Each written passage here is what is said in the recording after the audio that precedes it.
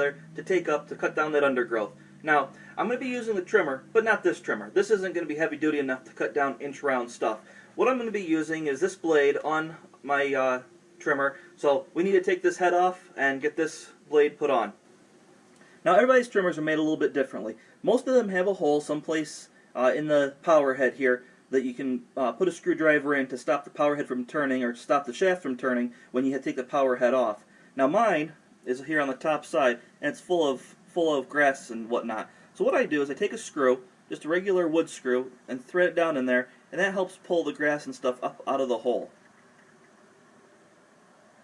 Now my hole's available. Now I can put something in there to stop the head from turning. Since I have a screw, I'll just put the screw in there to stop the head from turning, and I'm going to twist this head off. Now, depending on which way you're looking at this head, it's going to depend on which way you want to thread it off.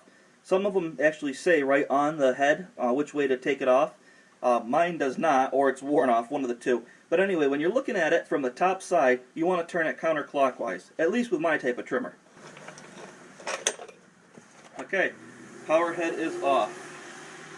Now to put the blade on, you're simply going to take the blade and lay it over top of this. As you can see, this is raised a little bit, so this blade should fit right over top of that raised hole. Okay, now there should be a cupped washer that goes on there as well to sandwich it down. And there should be some type of a guard. This is what mine looks like. Everybody's is probably different, but that's what mine looks like. Then you take your nut, and on the guard it says which way you have to turn to loosen the nut. So if you have to, if this is reverse thread. So with a reverse thread, you're going to turn the thread opposite direction that you normally would.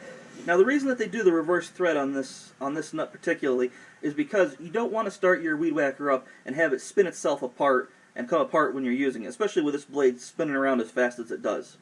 Alright, now to go ahead and tighten this up, we're going to go ahead and take that highly sophisticated tool, stick it back in the hole on this side to stop the shaft from turning.